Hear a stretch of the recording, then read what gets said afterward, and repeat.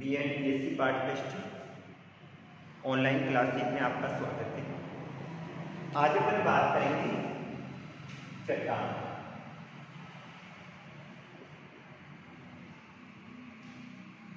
यानी चट्टान किसे कहा जाता है? यानी धरातल के ऊपरी भाग जिसको अपन भूपर्पटी कहा जाता है, जो ऊपर वाली लेयर होती है भूपर्पटी यानी धरातल की ऊपरी परत।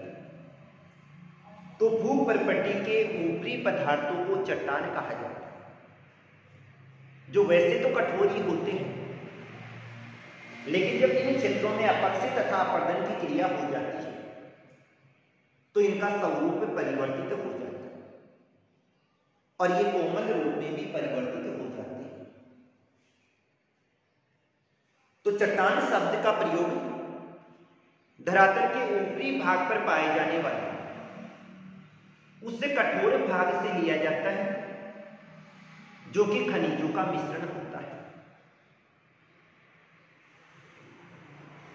यानी चट्टान शब्द जो कि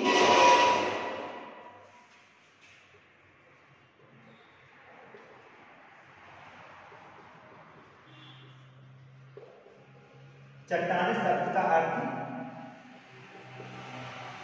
धरातल के उस कठोर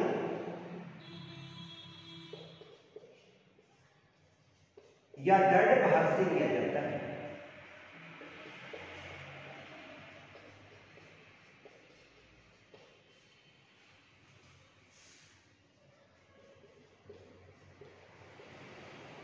जो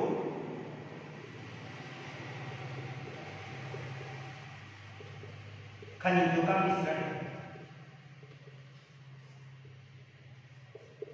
अर्थात धरातल के ऊपरी उस दृढ़ भूभाग को लिया जाता है जिसमें पर्याप्त मात्रा में क्या पाए जाते हैं? खनिज पाए जाते हैं। इसके अंतर्गत पपड़ी के उन पदार्थों को सम्मिलित किया जाता है जो कि कठोर होते हैं या फिर बाद में क्या होते हैं? कोमल होते हैं। अर्थात ये वाले पदार्थ या तो कठोर होते हैं या कोमल होते हैं और मुख्यतः इनमें क्या पाए जाते हैं? खनिजों का मिश्रण, यानी क्या पाए जाते हैं? खनिज पदार्थ पाए जाते हैं। अब ये वाले पदार्थों की अगर बात करें तो ये वाले पदार्थ कौन कौन से हैं? यानी मुख्यतः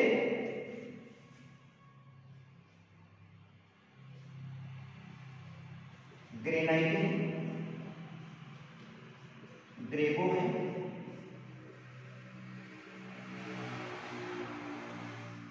बालू का पत्थर है, नीस आदि, जिनमें क्या पाया जाता है? खनिजों का मिश्रण भी पाया जाता है।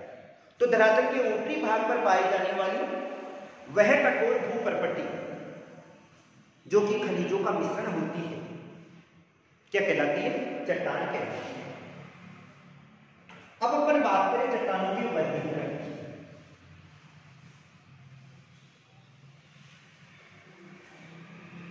तो उत्पादन यानी उत्पत्ति और बनावट। उत्पत्ति और बनावट के आधार पर चट्टानों को तीन भागों में बांटा जाता है। ये तीन भाग कौन कौन से हैं? आगरी चट्टान है,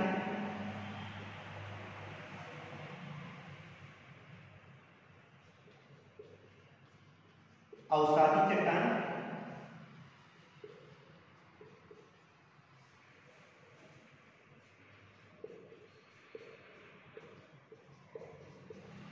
और कायमती चट्टान।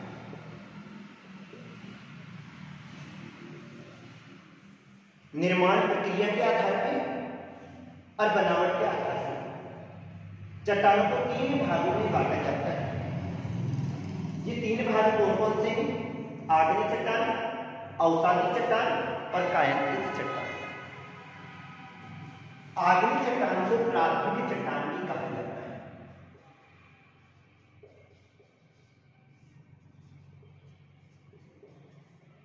अवसादी चट्टान को परतदार चट्टान भी कहा जाता है।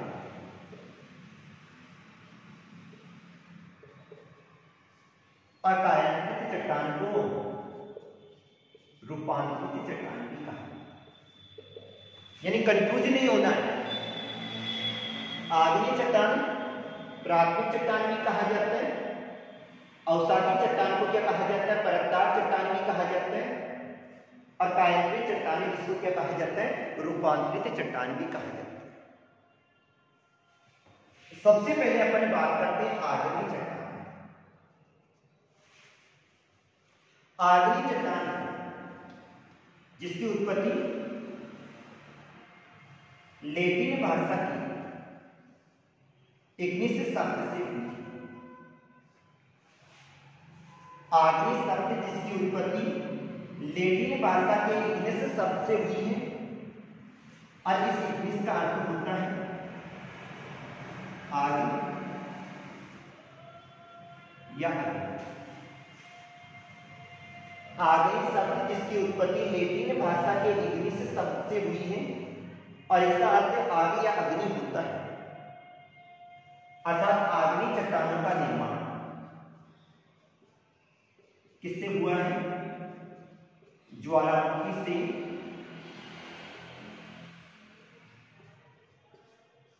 निकली हुई मैग्मा से। एक ध्यान रखना, ज्वालामुखी से लावा मैग्मा निकलता है। अगर ये धरातल के अंदर ही रहता है जब तो इसको मैग्मा कहा जाता है, और जैसे ये धरातल के ऊपर प्रकट हो जाएगा इसको क्या कहा जाता है, लावा कहा जाता है। तो आग्नेय शब्द जो कि लैटिन भाषा के इग्निस शब्द से बना हुआ है, और इसका अर्थ आग या अग्नि होता है, अर्थात आग्नेय चट्टानों का निर्माण ज्वालामुखी से निकली हुई मैग्मा या लावा से हुआ। दूसरी बात आती है, सर्वप्रथम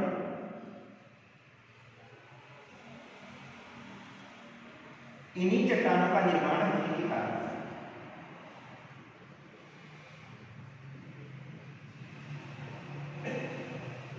अतः इनको क्या कहा जाता है, प्राथमिक चट्टान भी कहा जाता है। यानी सबसे पहले इन्हीं चट्टानों का निर्माण हुआ था, और इन्हीं चट्टानों का निर्माण होने के कारण से इन्हीं चट्टानों को क्या कहा जाता है, प्राथमिक चट्टान कहा जाता है। तो आग्नेय चट्टानों को आग्नेय चट्टान भी कहा जाता है, और क्या कहा जाता है, प्राथमिक चट्टान को कहा जाता है। अब अपना अध्ययन करें तो वैशाली है,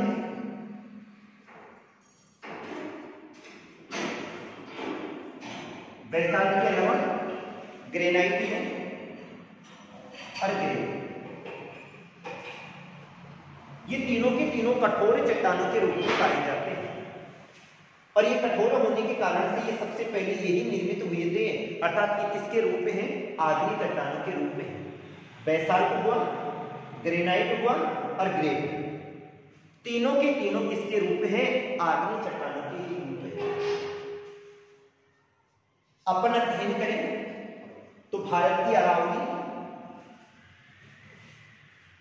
धारवाड़,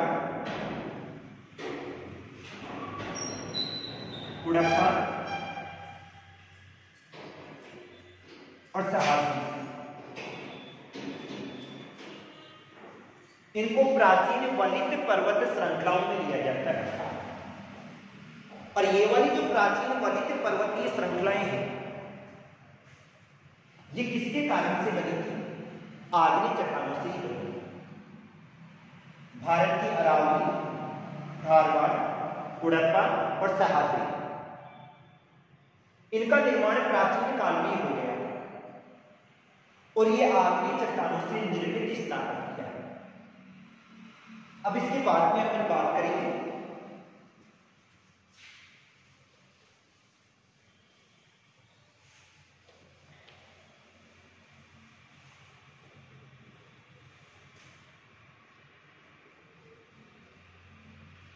आग्नेय चट्टानों की विशेषता, यानी आग्नेय चट्टानों की क्या क्या विशेषताएं पाई जाती है। तो सबसे पहली बात करें तो इन चट्टानों का निर्माण किससे हुआ है? ज्वालामुखी से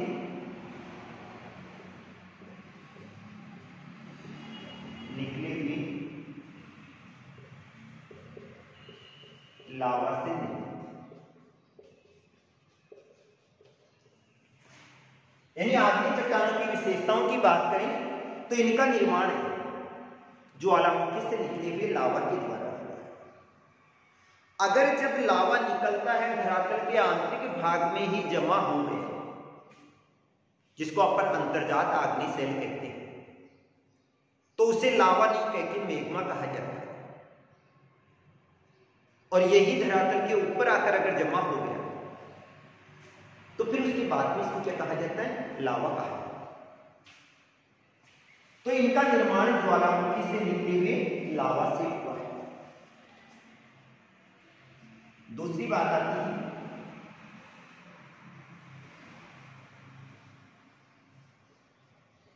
इनमें परतें नहीं पाई जाती।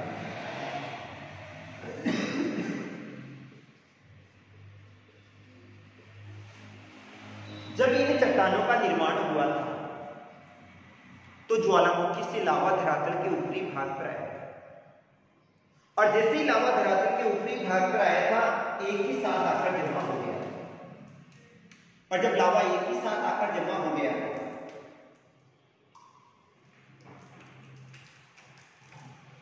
तो इसमें परतें नहीं पाई जाती, क्योंकि लावा धरातल के ऊपर आया और एक साथ आकर जमा हो गया।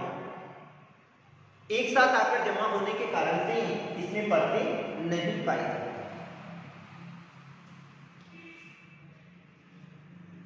इसमें जोड़, रंध्र,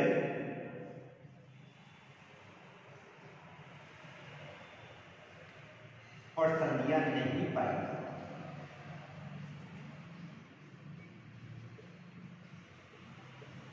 यानी आग्नेय चट्टानों में नहीं तो जोड़ पाए जाते हैं, नहीं इनमें रंध्र पाए जाते हैं, और नहीं संधियां पाई जाती हैं। अर्थात सीधा सा स्पष्ट हो रहा है भाई ये क्या होती है? ये कठोर होती है।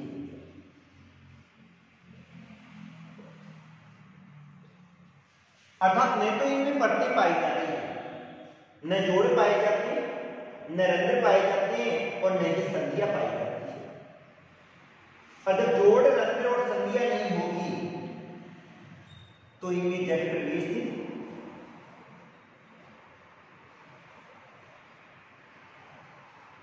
नहीं करता।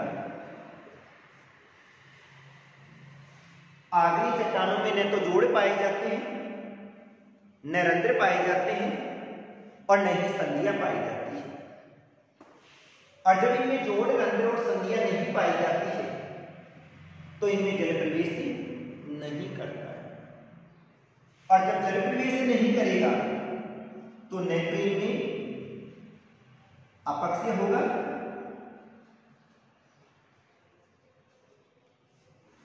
और नहीं अपरदय।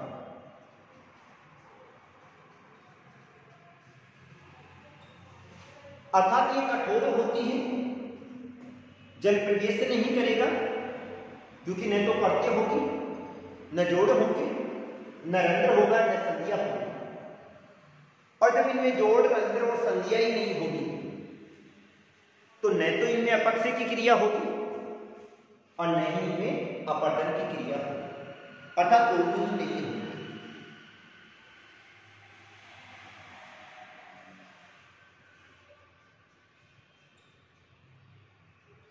इनमें जीवावशेष तथा अवसाद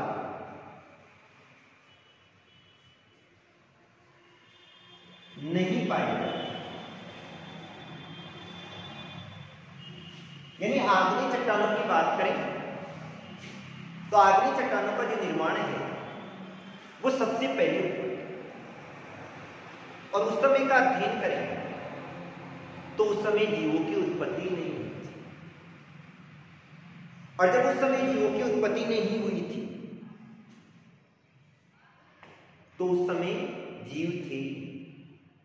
अतः इनमें जीवों के अवशेष नहीं पाए जाते हैं, और जीवों के अवशेष नहीं पाए जाने के साथ में इनमें अवसाद भी नहीं पाए जाते, क्योंकि इनमें न तो अपक्षय की क्रिया होती है और न ही अपवर्तन की क्रिया होती है।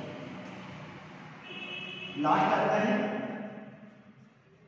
ये रवेदार होती है तथा दानेदार होती है। क्यों होती है? क्योंकि इनके ठंडा होने की प्रक्रिया काफी धीमी होती है। आज भी पृथ्वी के आंतरिक भाग का अध्ययन करें तो जिन क्षेत्रों में ये वाली चट्टानें पाई जाती है वो आज भी गर्म अवस्था में, और जब किसी भी वस्तु के ठंडे होने की प्रक्रिया में समय लगता है तो उसमें सीधी सी बात आती है, भाई ठंडा होने में समय लगने के कारण से इनमें रवे आ जाते हैं और दानेदार हो जाते हैं। तो ये तो थी आग्नेय चट्टानों की विशेषता है, अर्थात ज्वालामुखी से निकली हुई है, इनमें परतें नहीं पाई जाती हैं, न जोड़ पाए जाते हैं, न रंध्र पाए जाते हैं, न संधियां पाई जाती हैं, जिसके कारण से जल प्रवेश नहीं करता है, और जब जल प्रवेश नहीं करता है तो न तो इनमें अपक्षय होता है न अपवर्तन होता है। ये वाली चट्टानों में उस समय जीवों की उत्पत्ति नहीं हुई थी, अतः इनमें जीवावशेष भी नहीं पाए जाते हैं, और ये रवेदार तथा दानेदार होती है। आज के लिए इतना ही। Thank you.